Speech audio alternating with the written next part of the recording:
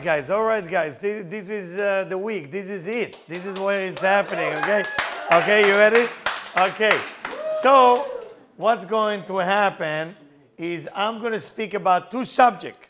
Usually I say three. Two subjects. First is what we're going to read on Shabbat. Every Shabbat, we're reading a different part of the scroll. This Shabbat, we're reading something called Tetzave. But the words is Tetzave. So it starts like that. Ve'ata, meaning in Hebrew, and you. The ve and the hey is what we want to look into. The vav stand up for something called A, Z-A. The A stand for Malchut. It's going to be a good lecture today. How do I know? Because the bugs bother me here. So, when we're talking about V'ata Tetzave, we're talking about these two energies. And in between you have these two letters in Hebrew. Let me see if I have another marker. Yes, I do. This is the first letter of the Hebrew alphabet. This is the last. So what are we having here? What is the technology that's going to happen here? ZA stands for Ze'er Anpin. Malchut stays for manifestation. First letter, last letter. What are we getting? What is happening? What's the purpose? The idea is like that. This week, if you do it right. If you do it right. If you do it right, you got it all. You got it from beginning to end, everything you ever wanted. But you got to do it right. Many people, I try to fool people. Many people try to fool God, and many people try to fool themselves. They're the worst kind. You can't fool people, you can't fool yourself, can't fool God. Meaning what? ZA, the energy, if I will have to draw this energy of Ze'er Anpin, it's the energy of the angels. It's the energy that comes from above to below. Malchut is where we are. To get the energy that comes from below to above and receive it by Malchut, we have to act like Moses. Moses is the one human being who basically arrived, only one, make it. So if you have some doubts, you have to deal with your doubts, go see a therapist or your rabbi or your priest. If you want to challenge me, I love the challenge. Okay? Thank God I teach Muslim, Christian, Jewish, everything. Only one human make it. When you study Kabbalah deep enough, you understand. Only one human make it. What about Rabbi Akiva? Because Rabbi Akiva was higher soul than Moses. It's in the Talmud, when Moses saw the soul of Rabbi Akiva, said to God, how come I'm the highest man? He should be the highest man. What God answered to Moses? I chose you. No. Funnier? Shtok. You know what it means in Hebrew? Shut up. Is it weird? In the Talmud. You want to study Talmud, you want to know Talmud the way it is. They will tell you the way it is. They will tell you exactly to the details how it's supposed to be. So that's why people, let's keep the Talmud for other people. Because if you read the Talmud, you're going to be like, oh my God. So he tells to Moses, shut up. Kach Allah b'machshava.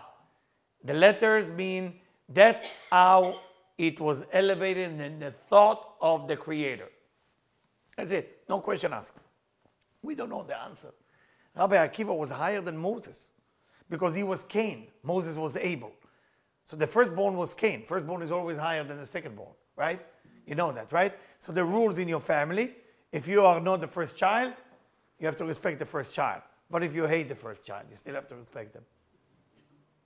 Are you the first child? Yeah. Anybody is the first child there? Okay. They have to respect you then. First child, get it all. Now why? So people think in a physical way. People have to think in a spiritual way. If you're born to be the first child, that's when God chose this child to be born first, and God chose this powers to get respect from you. What if the first child is bad? Well, bad for you. You choose that family too. Ze'er Anpin means the energy coming from the angel all the way to God. Malchut is where you are. Everything is in this week. What do we need to do? Bottom line, let's get to the point. What do we need to do? Act like Moses. Who is Moses? Leader. Who is Moses? Humble. What is leader? Somebody that people follow him? No. Somebody who makes sure that whoever follow him get it right. That's a leader. Leader makes sure that whoever follow get it right. What is humble? Humble person means that nobody know you're humble. That's a humble person. Somebody find out you're humble, you're not humble anymore. You lost it. How do you know you lost your humbleness? Somebody give you compliments about being humble. That's it, you got there. Somebody give you a compliment, oh my God, you're so nice, so humble. Yeah, you got it. That's it, it's gone. It's over. You get killed. Why you get killed? Because you love it being humble. Why you love it being humble? Because you're such an egomaniac, it's sick. The egomaniac covered themselves absolutely with what? With humbleness. So humble. I'm so humble. Can you see it? Please see it. Yes, please. Somebody complimented you, say, so nice. Lost it. Moses. What's beautiful about Moses? Why Moses made it? You know what it was his gift for being humble? That on his birthday and on his death anniversary, his name is not been mentioned in this week portion. Why? Because that was the gift for him. You want to know what is the gift for being humble? Being humble and the ability to stay humble. If you really want to be nobody, I promise you the universe will take care of it. But if you want to be nobody and you want everybody to know that you're nobody, you're never going to make it. Nobody don't want to be somebody who been recognized as a nobody. Did you get nobody? Again, nobody is not someone that want to be announced as a nobody, because then he's somebody who just become nobody. Get it? Nobody is a person who's nobody knows that he's even nobody. He's actually nothing, nobody. There's nothing going on there. You got to get to that point. That's Moses. Moses' gift was what? The second gift God gave him? Nobody ever found out where he's buried. That was his gift. Why? Because his mission in life was one. How can I become nobody? And how can I become a leader? Two things. This week. We don't have to do it for a lifetime. We can never make it for a lifetime. But let's do it from tonight till Purim. Till Purim is a Saturday night. That's the time you drink and dance and do everything like that. The dance is not a must, by the way. The must is the food, the drink, and it's a few things. I'm going to talk about it in a second. A few things. But the dance is not a must. The dance you do because you want to be happy. And when you dance, you remove the sin. But if you don't think to remove the sin while you dance, the dance is basically just a dance. Okay? I'm sorry to tell you that, but you need to know that. So, this week, till exactly Sunday night, 5 p.m., 5:30, that's the energy starting from tonight till 5 p.m. Sunday night. You got to keep your consciousness of whoever follow you on Facebook, Twitter, you are their leader. If they follow you, are the leader. Instagram, you are the leader. Make sure that they are doing okay. Somebody come and tell you what's wrong with you. What do you do right away? Defend yourself. There's few ways to defend yourself. One way, ignore and live in denial. One way, attack them back. Right? One way, lowering your eyes. You ever look at people that you come and ask them something and they get embarrassed from you? Hey, why did you take my coffee? 3 reactions. Or leave the room. Where are you going? There's 3 reactions people do, right? You got to ask yourself why you do that. Because you're so much thinking about them. But you wouldn't do the 4th option. Hey, can I get you a new coffee? Well, you have to defend yourself so they know it's not you. Why? It's so important for you. Why? Why is it your life mission to people to know you're good? Why? Why is it so important? Are you running to be a president? So you already started now to make sure everybody know I'm a good person, I'm a good person. Why is it so important? You know, I gave a business course once in New York to all the CEO, 40 CEO. I didn't know what to expect. I was young and silly. My English wasn't that good.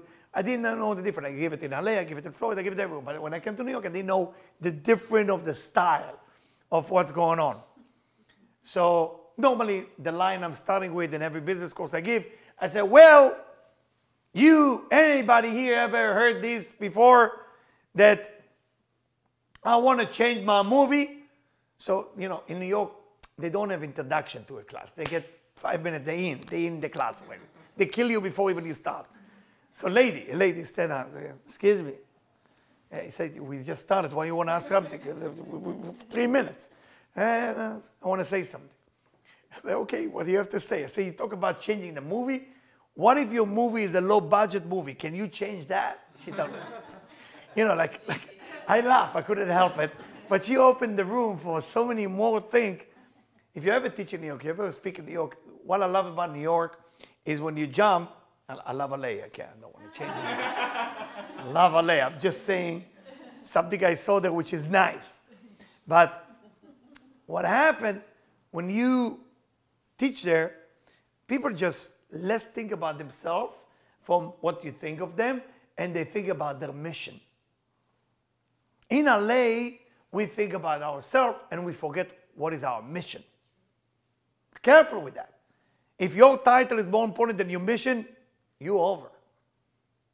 Don't forget about the title. Remove the title from your desk. Lawyer, doctor, nobody, whatever. Remove it. Your mission statement. What do you want to do? So Moses was in that level. He was able to lead the people into a better life. Get them out from the desert. Get them out of the misery. Getting them out of Egypt. And then, in the same time, making sure that everybody will say what's wrong with him, instead of everybody believing him. I mean, if you look at that, Moses is not a perfect story. There's no perfect story about Moses there. You know, most leader, you talk about leader of the world. Oh, I remember Reagan. People talk about Reagan in the United States as the top leader. Oh, Reagan, let me tell you. Da, da, da, da, da, da, da. I mean, Moses was the leader of all leaders, but nobody even knows. Like, you read about his mistake, at least 3 or 4 mistakes, right? Everybody mentioned that. You know, I remember it was a guy who followed us. He was half Muslim, half Christian from Lebanon. So something went wrong with the way he was supposed to follow us. So I apologized to him. I said, I'm so sorry, things went wrong. So he looked at me and said, a very short guy like that. So he came to me, to my jacket, and said, listen to me, Eliyahu. I was nervous. I said, I'm so sorry. And he flies especially from San Francisco to be. So I'm so sorry things went wrong. He said to me, if everything would go right, I will be so suspicious of you and I will leave. When something goes wrong, that makes you human. And because you're human, I want to follow you. But if everything will go perfect, that's when you manipulate me and I got to find out what's wrong with this place. It's beautiful, right? And the idea is to start to understand that as a leader, you lead people. Everybody leads somebody. Lead family, lead husband, lead wife, lead friend. You lead 1 or 1,000 people. Take care of them. Don't worry what they think of you. If somebody comes to ask you, hey, the coffee is cold, don't attack them. Don't defend yourself. Stop with that defensive thing. The coffee is cold. Nothing wrong with you. Remember, they say the coffee is cold. The coffee you brought me is cold. You got to answer, do you like it this way? Do you want more ice? Or you want a different coffee? Why you defend yourself? Why? Because you worry what they think about you. But they want coffee. Why are you attacking them? Because I feel like they're attacking me. I had a couple, they feel that always attacking each other with the coffee thing. So what I did, I tell them to take their phone and take 1 minute video Don't do it at home if you're not ready. And curse all the juicy curses they can on the 1 minute video. I hate you, and it continue after the worse and worse. 1 minute. Then they exchange phone, and they look at that curses, and I ask the husband and the wife what they feel when they look at the video. And they say, oh, no big deal. So why? This is your wife cursing you. This is your husband screaming at you. How come? And Eliyahu, it's just a video, I can't stop it. No big deal. I said, so why can't you stop it when they talk to you this? Why do you think it's personal against you? Somebody tells you the coffee is cold. The coffee is cold. Maybe they're having a bad day. Maybe something happened. Why you always take things personally? Because you're not Moses. You're only busy with one person, yourself. That's all what you're busy with, yourself. If you're defending yourself with words, you only think about one person, me. If you're not defending yourself and you say, okay, what can we do better? Then you know you're Moses. The spirit of Moses is hanging above our head this week. Take it, grab it. How do you grab it? Stop taking things personally. Act like a leader. And then if you do it from now till Sunday night, remember, from Saturday night till Sunday night, it's called the miracle time. Miracle can happen to all of us. But what miracle are you looking for? It's available. Just grab it and take it. Grab it. How do you grab it? Somebody talked to you, not nice, somebody cut you off on the highway. I remember I drove with a person who was so gently nice, Mercedes S550. Life was good. Life was good. We're driving on the west side of New York. I don't know how you call it, West Highway? West Side Highway. And the driving is smooth and the music is classic. The Japanese guy, Oyama. Perfect moment we had. Sunset on the river, if you know New York. What can go wrong? So we drive and suddenly somebody cut him off. A different creature come out of him and he starts curses. And I was, wrong move, Eliyahu. And I get very nervous when people start driving like, oh, I'm gonna, and he's cursing and he opened the window. And it was the same person that we listened to classical music. And life was good. Life was wonderful. And I explained to him the importance of the Zohar, the importance of meditation, and we love it. And nothing went wrong right at that moment. You have no idea, nightmare. And he took a cigarette all of a sudden out, and he started lighting it while he's driving. Everything changed on me. So the reason I want to tell you that, somebody cut you off. Somebody forget to call you. Somebody tell you they don't like you. Please don't take it personally this week. Okay? Please. Okay? Ata Tetzave. Ata mean you shall commend. Commend yourself. Commend yourself this week. Commend yourself this week.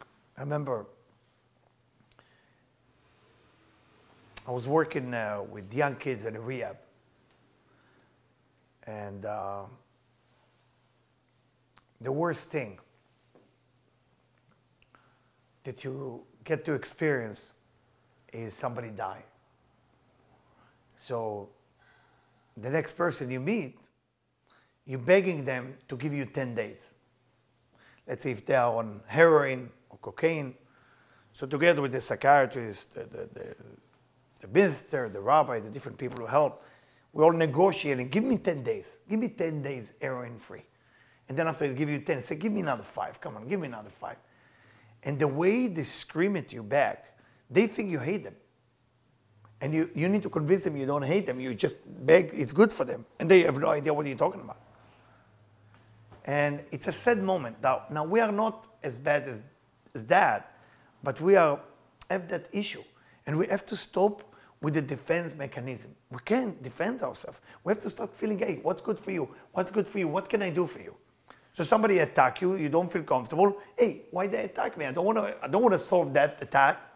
If somebody touch your body, of course you have to defend yourself. But I'm talking about if they don't talk nice to you, instead of regard to how they speak to you, hey, what's going on with this guy? What's happening with this girl? What's happening? Hey, what's going on there? There's something happening here. Okay, don't forget, Ata Tetzave, act like Moses, okay? And situation will happen. Now, that's one thing. Second thing, I want to share. This week it's called the week of Zachor. Zachor. Zachor means remember. We're going to read a special section that everybody has to recite loud. It's the once in a year. Once a year you have to do it. And if you don't do it right, unfortunately, then the whole year is full with doubts and unclarity. And that's why this is happening on Shabbat morning. We start here usually 10:30. So it will be around 11:15 here. And you have to know to say the words with the right pronunciation. Hopefully we'll have a way for you to say it. And when you say it right, you are building up the negativity from within. Now what exactly we recite? What exactly we saying? We're saying, Zachor et asher asa lecha Amalek. Remember what Amalek did to you. Amalek was a nation. It was a nation that beat up the Israelites as they left Egypt. I mean, that's it. That's a big deal. Story. When you take the word Amalek, it's the same numerically value of the word doubts. So why we have to beat up doubts? We should beat up addiction. We should beat up other things. Why is the doubt such a big deal? The doubts about the Creator. When you have doubts about the Creator, you're doomed. It's like somebody today who met me today told me, I don't believe in God. I want to start a conversation like that. But I do believe in energy and higher power. How's that for a start? They want to attack me. I said, that's very good. And he say, why? I say, well, I mean, you can call my God higher power if that makes you happy. I want to call it energy? That's good. You can say in Hebrew, Baruch Atah, energy. Okay, no. I don't care what you're saying. You know, instead of saying Jesus, say higher power. So stay on the name is what's going to make it different. So they will start crying. Shame of themselves that it took them 20 years to beat up God and now they have energy. So who cares what it is? Well, what is the difference? It's because some religious dude when you grew up told you have to say God. You call it whatever you want. You need to know that you have to have absolute certainty. Now, how does absolute certainty look like? What does it feel? What does it feel like absolute certainty? There is some good resolution camera that if you shoot a bullet, the bullet before it's arrived to the glass break. Makes sense? Doesn't make sense, right? How can the glass break before the bullet touched the window? So, one explanation is that the window break because the attention of the bullet was about to touch the glass. But you're not going to accept it because we're full of doubts. So when you go to office to ask for $1 million, is the $1 million waiting for you already? No, you don't believe in it. It's like you don't believe that the bullet, before it arrives to the glass is already broken. We are thinking with doubts. We cannot think with certainty. The brain will not allow us. We just train to think impossible. We don't think possible. We don't go out there and think possible. We don't think possible. We think comfort. People sit on the couch and eat potato chips and they feel the solution will come tomorrow. There's no tomorrow. No tomorrow. Do whatever you do like you're dying today, then tomorrow will give you a second chance. But if you sit on the couch like there is tomorrow, you're already dead and tomorrow will get worse. When you talk about fighting the Amalek, Zachor, remember what Amalek did to you? And then the verse continues, Asher karcha baderech, he make you cold in the way, or he met you by coincidence on the path, meaning that if you think life is a coincidence, then you're already cold. You have no chance to make it. But if you think nothing is random, absolute certainty it's part of the deal of life, then you look at life very differently. Very differently. Very different. On the 14th of Adar, we have Purim. Purim is a celebration of miracles, celebration of certainty. Try to imagine that. You have yarmulke to your head, you have a beard here, you have an Israeli accent, and you've been arrested in prison for blowing to building. Because they show that you are the terrorist at a blow, embassy, and a church for children. And you are now in prison. They take you to prison with a shotgun. On the way to prison, to the cell, you see people hanging from their hand. They put you in. And they say, the special force will come and see you soon. How do you feel about that? You can have some certainty on that, no? That happened to me in 1992. You didn't even know that, huh? 1992, Buenos Aires, Argentina. The street is Juncal. You can look at the news, you can look at the embassy, you can look at the... I was arrested. I was the #1 suspicious of the explosion of that building. Weird, huh? Till the Mossad came and proved that my accent is okay. These guys are Israeli, for sure. The way they did it, they start cursing each other, then it's okay. Then we're okay. Weird story, right? That's why every Purim I celebrate separate celebration. You know, people who know me, at that time I had 3 rabbis in training, 3 teachers in training with me. They were with me in training. And it was a lot of tears and confusion. When you're facing something that you know it's not looking good, you have no other option besides certainty. What are you going to do? What are you going to do? What left? Tell me what left. At that moment, what left? From this point, it's only going to go good. So what are you going to do?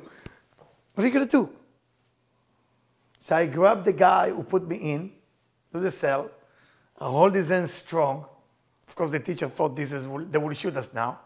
And I just grab his hand. I talk to him in Hebrew. I say, Shalom Aleichem. He look at my eyes and say, Aleichem Shalom. And I look at the teacher and say, yeah, what just happened? I say, I'm telling you things are going to go well. I didn't know what's going well. I didn't know nothing. I just say it. I just believe in it. I just follow it. Not because I'm special.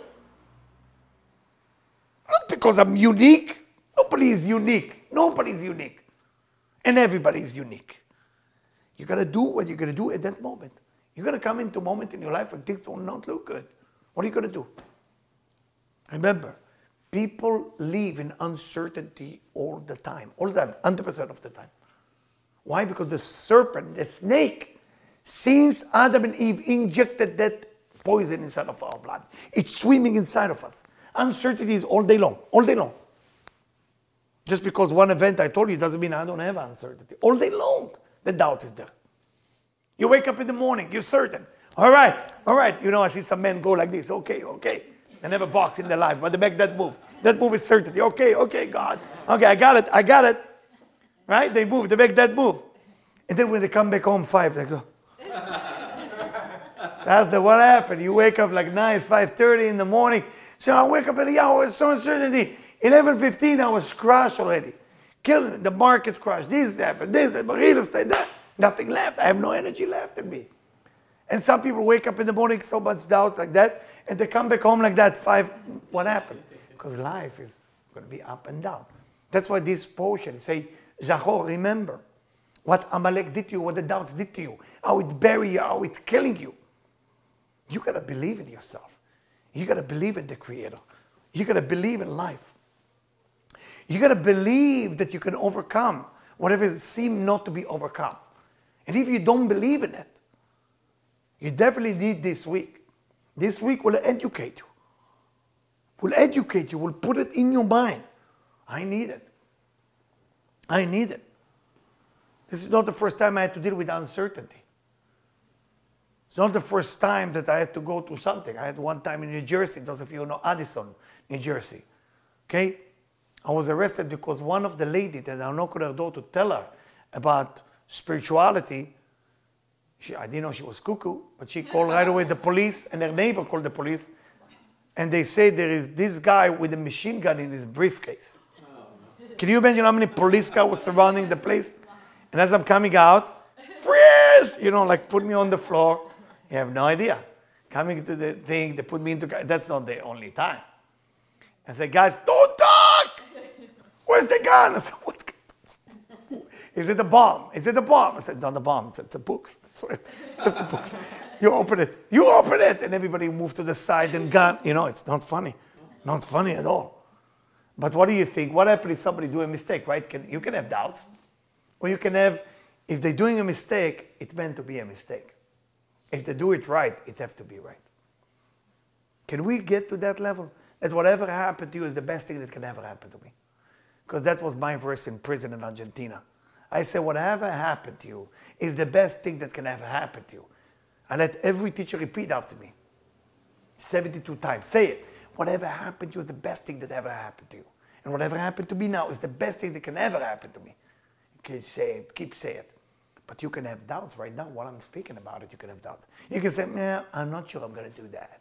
I'm not sure. Don't do it. Then don't do it. Let your life fill with doubts and continue like that. If that makes you happy, then be with doubts. Because the doubts fulfilling your life make you happy. Give you excuse not to move. Give you excuse why your marriage doesn't work. Give you excuse why you have pain in your ankle. Give you excuse why you have different issues. I went this year, I want to take with me a group, and God helped me with that, to Ukraine. Why I want to take a group to Ukraine? I had all kind of issue with my neck. I have this going this way, I have this going this way, I have this crack, whatever. This whole neck is the situation. So it was, when I was living in Florida, it was 6 months I couldn't sleep. 6 months. It's weird, right? And trust me, those pills that they tell you work, nothing work. Nothing work. Forget about it. So I'm going to the Holy Baal Shem Tov in Mizebush. There is a synagogue the size of this. This room exactly looked like Baal Shem Tov synagogue. In the back here, in this area, little room. I'm walking around, I'm tired. So what is this room? So well, the Baal Shem Tov has 1/6 student. And he put him here to get him cured. So I think that's me.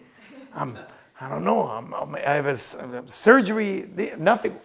I'm going in, and instead of praying, like I'm supposed to, right? Teacher, rabbi, I'm supposed to pray. I'm falling asleep. Embarrassing.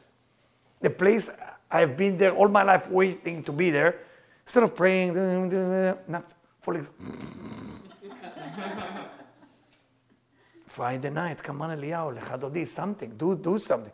I wake up at 2 a.m. Embarrassing, right? What happened? What's going on with me? Wake up and it's dark. I don't know if you understand. Ukraine, I don't know. Walking back. Morning. One day after.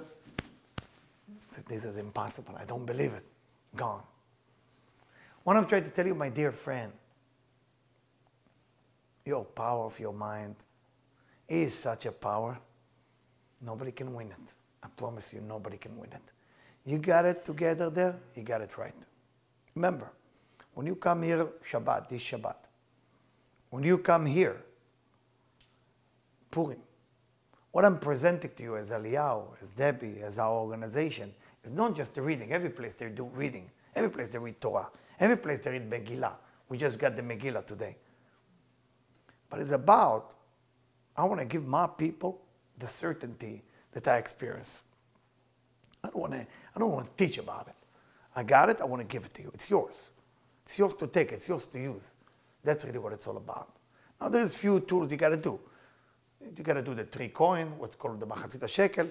You got to do the charity for the poor. There is many tools that you got to do, but we're going to discuss it more on Purim, that you guys coming. Now what we're going to do, we're going to do some workshop on uncertainty, some meditation on uncertainty. We're going to take it to the next level. And this, my dear friend, will be with Debbie. This is my wife, Debbie, who's, you know, this is the real certainty deal. You know, why no doubt? I mean, staying with me, I mean, think about it. Here, darling. Thank you. Hey, don't pull the string. What's going on? Okay. What's going on? Hey. Okay. Well, did you Hey, disappear everybody. from here? Yes, please. Goodbye. Okay, I'm going to go upstairs to make the teens lecture. We have a teen lecture tonight, okay? Of course. Okay, Ladies and so gentlemen, can I say to get some ego a little bit? no, goodbye. Okay, so we're going to talk about, did you take the markers with you? No. No, I didn't take the mic. Do we have something to erase with? No, eraser. Okay, so we're going to do a little bit of workshop, but before we do that, thank you. Got it? Thanks. Here, Julia has the eraser. Thank you. Okay, so there's 5 simple things that I want you to write down for yourself, because we're talking about overcoming doubts. And I'm going to go through them. So the first one is making a decision. We're going to go through them. I'm just going to write them down first. Second one is you are not your fear. I hope you can read my handwriting. Number 3 is change your attitude about failure.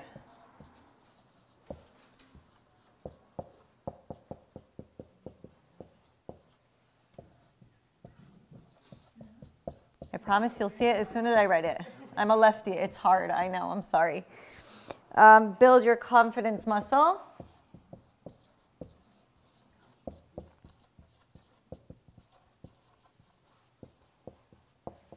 And the last one is decide you don't have to do anything. Okay, decide you don't have to do anything.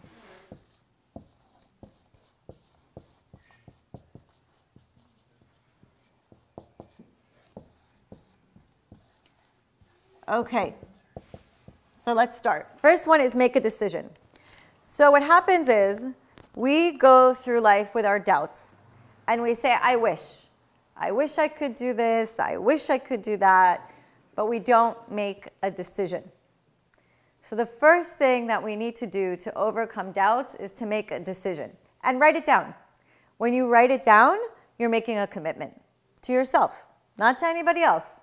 There's no I wish anymore. I wish I could lose weight. I wish I could go to the gym. I wish I could study more. I wish. There's no such thing. Make a decision. That's the first step. Second step is you are not your fears. This is really important. All of us have fears, right? I'm afraid of mice and any other creature that exists on the, I can get on a table actually and scream. But that's not me, it's my fear. So you're not your fears. So whatever your fears are, write them down, deal with them, but no, it's not you. It's your fear. Second step is change your attitude about failure. Okay, so why were erasers invented? Right? Why were erasers invented? Because we make mistakes, we try again. We learn from our mistakes. But if we get stuck on the failure, we won't do anything. So it's okay to fail if we keep on trying. The only people that never do anything are the people that never try. People that never try can't make a difference. So it's okay to fail. Build your confidence muscles. So everybody goes to the gym at least once a year? At least once a year we go to the gym, okay? We can all say we've been to the gym at least once this year. In order to build your muscles, you need to keep working on it, right? You can't go once a year to the gym and expect to have like muscles like this big. It doesn't work. It's the same thing with confidence. Be nice to yourselves. Work on your confidence muscle. And the more you're nice to yourself, the more you build yourself up, the less doubts you're going to have. And the last one is one that I really like, and we're going to work on these together. Decide you don't have to do anything. Okay, so you know the word have to? I have to do this, and I have to do that. Please take it out of your dictionary. Take it out of your lexicon and replace it with I choose to. I choose to or I choose not to, but there's no such thing as have to. If I have to, then it's a job, then it's not your life. Then it's something that's heavy on you. But if you choose to be happy and you don't have to be happy, then it's a choice. Then you're consciously choosing to be happy. You're consciously choosing to stay at home. You're consciously choosing not to be social. But you don't have to do anything. So the have to has to come out. You have to change that to I want to. I choose to or I choose not to. There's no such thing as I can't, by the way. It's the same thing. There's no such thing as I can't. There's I don't want to or I won't, but there's no such thing as I can't. We can all do whatever we want to do. So now what I want you to do is either on your phones or if you have a piece of paper, take one issue that you have and go through the steps. And if we have enough people, either in 2s or 3s, do it together. One issue and go through the steps. I don't think we have an even number, but maybe we do it in 3s. Okay. Go ahead. You can pair up, you can do it in the rows, however you want to do it. But each of you should do it. Take 5 minutes. Take an issue and go through the steps. So make a decision. Whatever that issue is, make a decision. What are you going to do or what are you not going to do? And write it down. Please write it down for yourselves.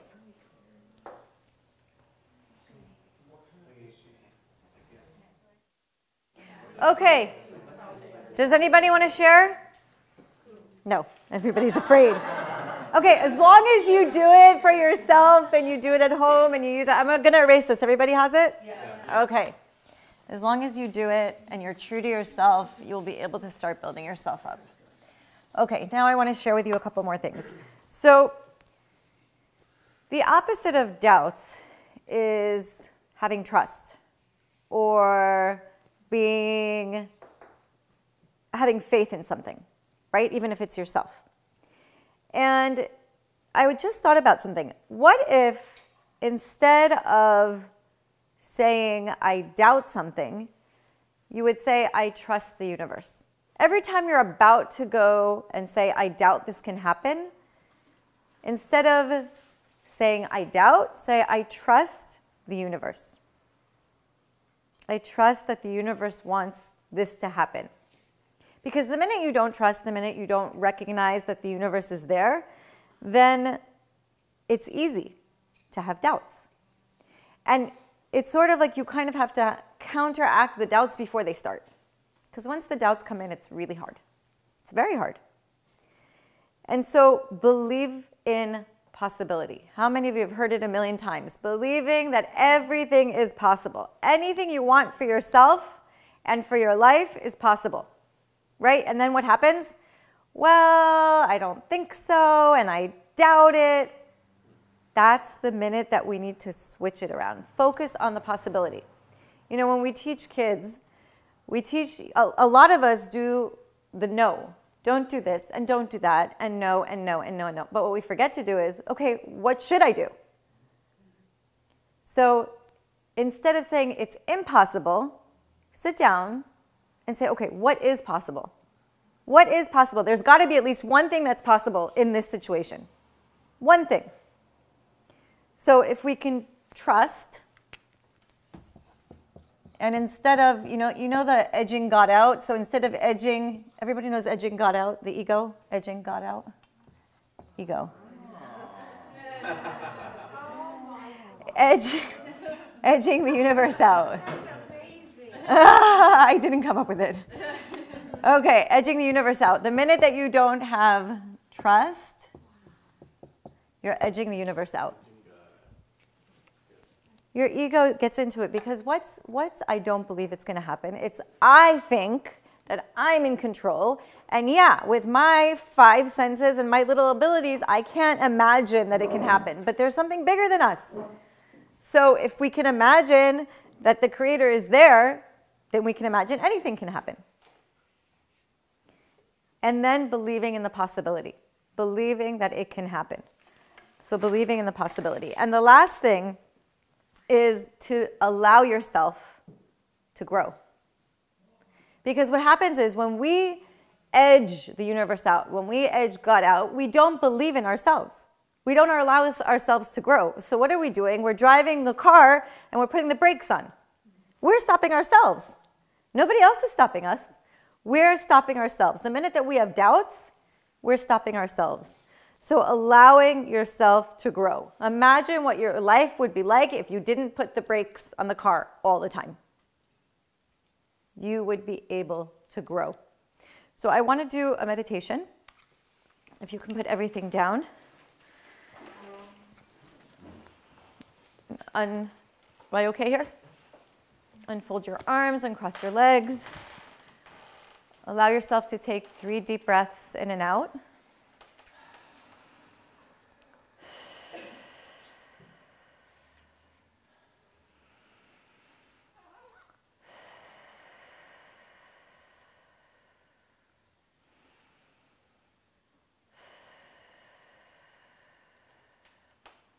And I want you to imagine a big ball of white light, white energy over the top of your head.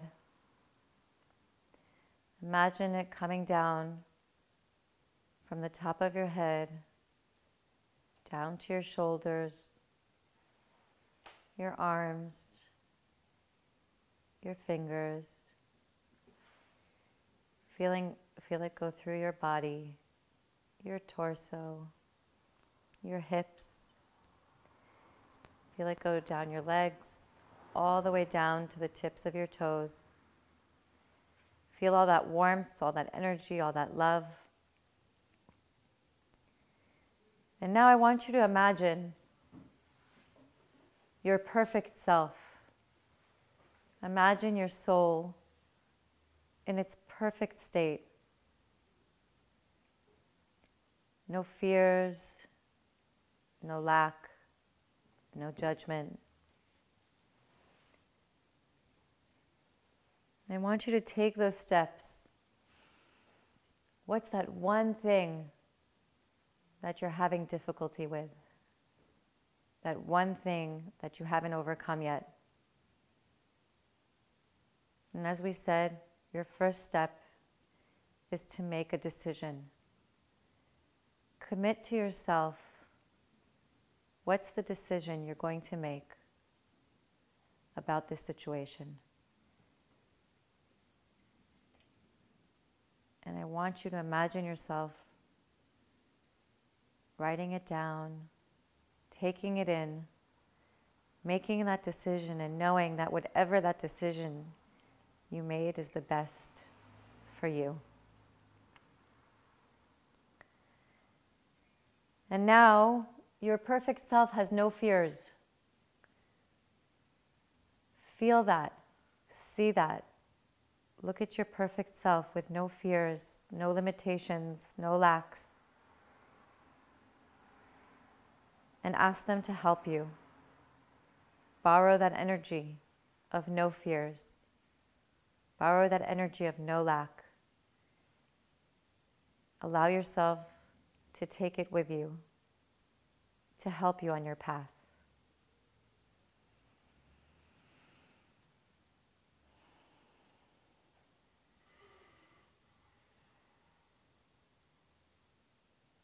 Now imagine the scenarios, the situations in your mind, and allow yourself to grow with them. Allow yourself to make the mistakes and grow from them. Allow yourself to know that what you have is good enough so that you can grow.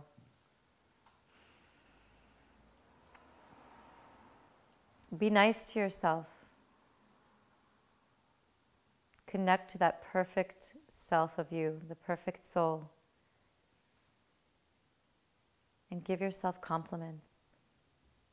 Tell yourself how good you are, how smart you are, how sensitive you are, and allow yourself to take that in.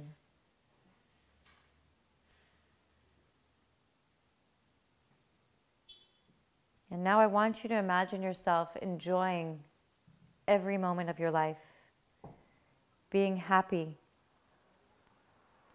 knowing that what you're doing is what you want to do, not what you have to do. Knowing that the time you have, you're using to your full potential. You're doing what you want to do. You're doing what you enjoy doing. Invest in yourself. Borrow from that perfect soul, from that perfect self, so that you can get rid of any doubts.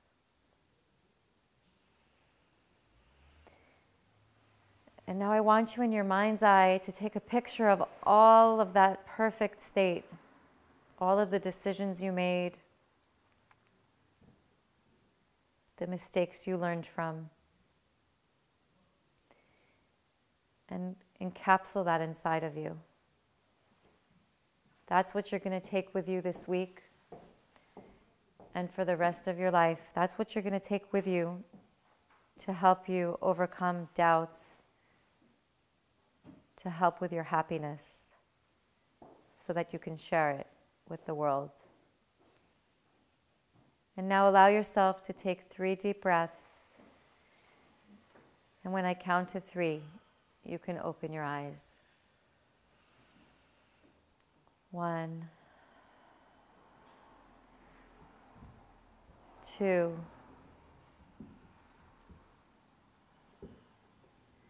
3.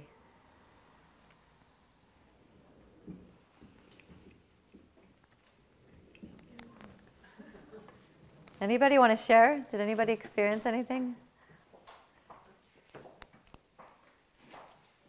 Want to share? I just feel very peaceful right now. Okay, good, good. So what I want you to take away is to understand, we're not in denial. We're not in denial about doubts. Doubts come up all the time. But the minute, when we used to teach about negativity, the minute you let negativity in, it creeps in and it takes over and it becomes the owner of your house. It does. And so it's not about denial. It's not about sweeping everything under the carpet, because doubts need to be talked about. If you don't talk about doubts and you just leave them in your mind, it becomes bigger and bigger and bigger and bigger.